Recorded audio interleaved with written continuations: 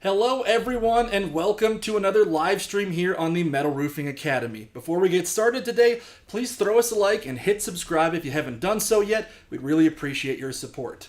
In part of our 30-year celebration, we're here with a very special guest of ours, our founder and CEO, Rob Haddock. Rob, thanks for joining us today. Hey, thanks to be with you. It's always a good thing. And by the way, Patrick, I just wanted to let you and our listeners know that I think you're doing an awesome job at video productions for this outfit. And no, that doesn't mean you get a raise next week. So close. All right. I had my fingers crossed, but hey, what are you going to do? So like I said, we're celebrating our 30 year here and stuff, and it seems like a great time for us to look back at some of the stuff that made S5 S5. So what better person to illuminate us than the founder himself? So let's crack into it and stuff. We're taking a 3-part look here about the history of S5. In this first part, we're going to focus on the first decade because getting our roots dug and everything and finally starting off seems like a great place to start here and stuff. So let's talk about how S5 itself got created. I know that at the time when you had started this, there was not a lot of options for mounting things to a metal roof. So could you tell us a little bit about what prompted you to really start the business that we are today? Sure, Pat. There actually weren't any options to mount things to metal roofs in a prudent way. Sure. And it got kind of personal for me because I had just finished building my home in the mid-'80s. Sure. And I suffered through some avalanches. And of course, I'd been in the contracting business at that time for quite a while. Yeah.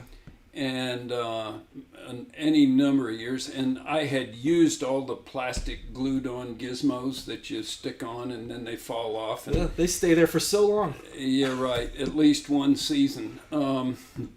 And I didn't want any of that junk on my roof, and there was nowhere else to go, really. Absolutely. And so I decided what was on the market didn't work well. I was going to try to invent something for personal reasons now that did work. Sure. And yeah. so, it started out in my barn, just tinkering in my workshop out there, and I came up with this concept of a block of metal that would straddle a seam, kind of like a saddle on a horse.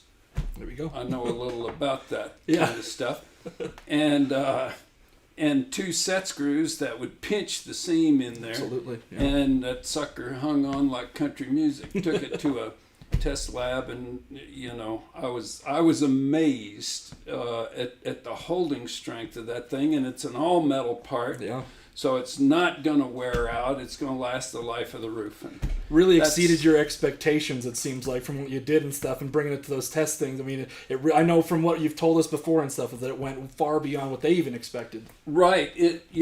I set out to invent a reliable snow guard system for metal roofs, particularly for standing seam metal roofs. And I quickly realized after I'd gone to the lab and done some load testing and so on, my brain started churning, and I quickly realized that I had invented something much bigger than a snow guard. That what the problem was with the snow guards was the method of attachment. Of course. And the chemical attachment of a glue just doesn't work on a metal roof. So this is a mechanical attachment. So I felt like I had solved the problem of attaching things in general to a standing seam metal roof. Yeah. And then my brain went on about all the things that I had seen attached in all the wrong ways, because at that time I had transitioned out of the contracting business and was in the consulting business. Oh, sure. Yeah. So in combination of those two things, I had been on literally thousands of metal roofs and saw all the things that people goof up. Yeah. and so I knew it was something significant. I mean, yeah, like you said, there wasn't even a good way to do it and stuff, especially with the glue options. I know I come from North Dakota, and we get regular negative 30-degree weather, and glue is not going to do anything there and stuff. It's more trouble than it's worth in the end and stuff. You're just throwing your money away at that point and stuff. So to have a system that actually held properly and exceeded expectations and didn't put holes and risk the warranty of these roofs and stuff, I know, like you had said, at that time, people it was a huge no-no to put anything on it and stuff. So what was it like? I mean, you got this great idea, you've tested it, you know that it works and stuff. Did you have any challenges then as you're trying to strike out into the market? Because it's a great idea, it could go beyond your own roof. What did you experience after that? Total rejection. All right. Total rejection. So I went, my idea was that, hey, I'm gonna patent this technology, Sure. and then I'm gonna hand it off to some company that's really better at commercializing Sure. it and taking it to market than I ever could be. Yeah. And so, and then I'd just go and get a royalty check out of Exactly. Yeah, well, it doesn't work that way. So I took it to at least 3, I think 4 of companies within the industry that I worked, and I knew these Sure, companies of course. quite well and knew people there. And I won't mention them by name, but 4 of the most likely companies who could successfully take this thing to market Yeah. and really make a killing with it. And every single one of them rejected it after screwing around for a long time, analyzing it, Great. and whatever, months and months. And, that really started in 1991. Okay. And every single one of them told me, well, there's not really any market for this kind of thing. We never get any calls for it. And I'm sort of going, you dopes? How in the world would you get calls for something that doesn't yet exist? Yes. But this is what all 4 of them told me.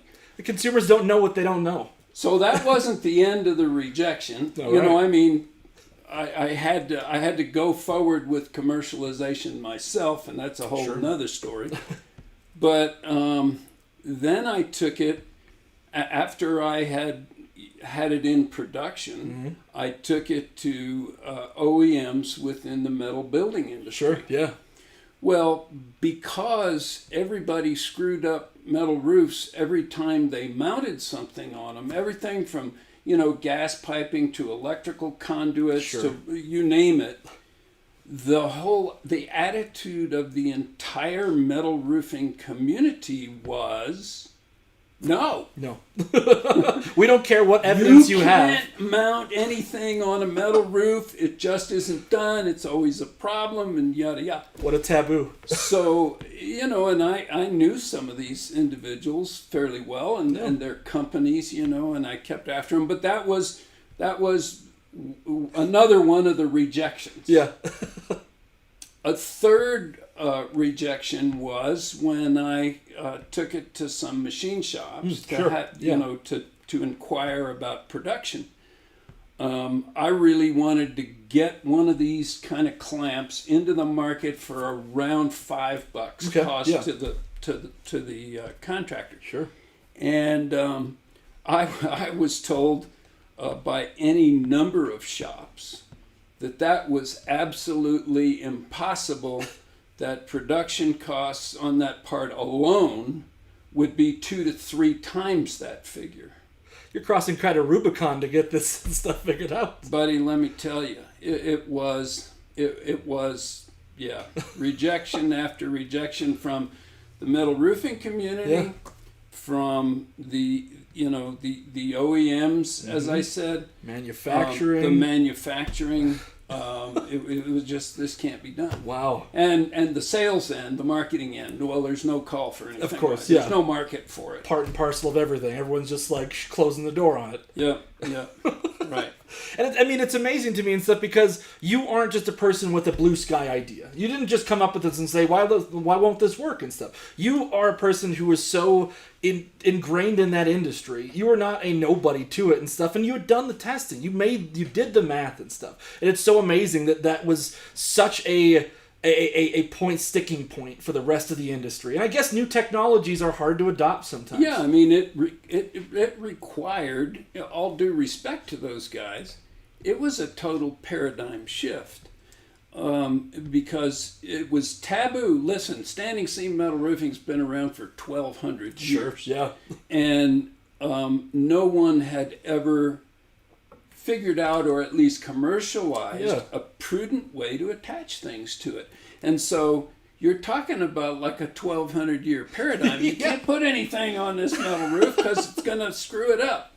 And I was presenting a solution to that problem that actually makes metal roofing the most user-friendly roof type in the industry because it's so easy to attach things. Exactly. And you can do it in a way that doesn't hurt the integrity of the roof. Completely safe. Absolutely. So you went through all of that, all these obstacles, just roadblock after roadblock thrown at you and stuff. I mean, along that way, did you ever get discouraged? Did you ever think about giving up? I mean, despite knowing it was a good idea, let's just be honest, that's a lot to deal with and stuff. And it's you said, for the amount of places you went, it just beats you down and stuff. Did you ever think about giving up on this, or just saying, maybe it was not as good of an idea as I thought? No. That's what I like to hear. I didn't. I had to do it myself in many cases. You know, I had to learn more about metals than I ever wanted to know. I had to learn more about manufacturing than I ever wanted to know. I had to learn more about marketing than I ever wanted to know, and so on and so on and so on. But I did have some good friends in industry. Sure, yeah. Because I'd worked in the metal construction industry for decades. Yeah. And I went to some of my good friends. I know, like you said, Kenny Buckinger from NBCI, Dick Buss at ATAS, and Mike Peterson at Peterson Aluminum, John Griffin, who was with the Meisel brothers in installation at the time. I mean, these were not nobodies in there, so those are good friends to have. They were not. They were good friends to have, and they were guys that had their feet on the street, so to speak, or their feet in the trenches. Can really bend the ear of the people in the industry too that way. They way. Understood, like Kenny Buckinger, for instance, ran his own metal building erection company for a long time before he went to work for NBCI, and he was in charge of real problems at NBCI. Absolutely. And he was a guy, all those guys had been on lots of roofs. For sure. And they saw what was going on these roofs. And so they really appreciated it when I showed them this concept and prototypes and so on. And they encouraged me. I remember John Griffith sitting by my fireplace, kind of like this one, at my home. And I showed him that. And John's a funny guy, but he worked for Meisel Brothers Insulation at the time. But he'd been on a lot of jobs and a lot of roofs, and saw a lot of stuff, and he just kind of scratched his head and he said, "You know what, Haddock, I think you got a game changer here." And Kenny Buckinger with NBCI, he had the same reaction. In fact, Kenny said, "I need some of these right now." That's a good reaction right there. I said, "Well, what do you need them for?" Kenny said, "Well, we're remodeling or refinishing the plant down on Hardy Road in Houston, and we got this parapet wall that extends up above the roof, and I'm going to put a brace down, for a wind brace on that parapet." Yeah. And this is exactly what I need, So actually, NBCI was one of the very first customers of a good first customer. S5. And following that, I went to Dick Buss at ATAS. Yeah. I went to Mike Peterson at Peterson Aluminum, and they embraced the idea and signed on. And Ange Burzillo. I was just going to say, I mean, industry icon, co-inventor of Galvalume, this is not a bad person to have. Right. And Ange and I had become acquainted through, industry associations and that sort of thing. And when I presented this to Ange, he said, it was a lengthy conversation, but at the end of it, he said, Rob, as I think back on all the Galvalume roofs that I've been on and what I've seen done to them, from people mounting things on all the them. wrong ways the Galvalume was performing great, sure, but all the butcher work they did with wood blocking and cement blocking and this and that and the other, jamming holes, and he said this product would have solved 90% of the things I've seen over the years done wrong, and so that was a really strong endorsement and an encouragement to me to keep on. So I never had a thought, and I'd had my feet in the trenches too. I mean, I knew I had something, even if the pencil pushers and the bean counters didn't realize it. So many of those people aren't on the roof. They don't understand the significance of the change of that. So much of it is business as usual with stuff when a good new idea comes along. I mean, how many naysayers were there of the automobile when that came along and stuff? So good ideas aren't necessarily no-brainers to everybody and stuff, but it seems like for people like you who are boots are on the ground and knowing this and seeing that there is an absolute need for it. I mean, it seems like it's an easy thing to stick with then, when you know it's that good of an idea. And that was the story here. That's fantastic. That seems like a good way to cap off our first decade and stuff, a lesson of perseverance. And frankly, that's probably a great, a lesson to take away from anybody who's in business or not, is that perseverance and sticking to your guns is something that's really important. Amen to that. I love it. Rob, let's cheers to that. Thank you so much for joining us today. And everybody, that's going to do it for this part of our discussion with Rob, but there's still more to come. We're going to be jumping into 2002 to 2012 next time. But for now, we're going to leave it at that. Also, don't forget that currently we're running our Summer of Solar giveaway, so any new subscribers to our channel and anyone who leaves a comment on any of our videos is going to get a chance to win one of 4 $30 Amazon gift cards. $30 gift card seems like fitting for this time of year for us and our anniversary. And also our grand prize pack, which has got a lot of S5 swag and a $75 Amazon gift card. Thank you, everybody, for joining us so much. We'll see you next time. Thanks for joining us. Here's to you.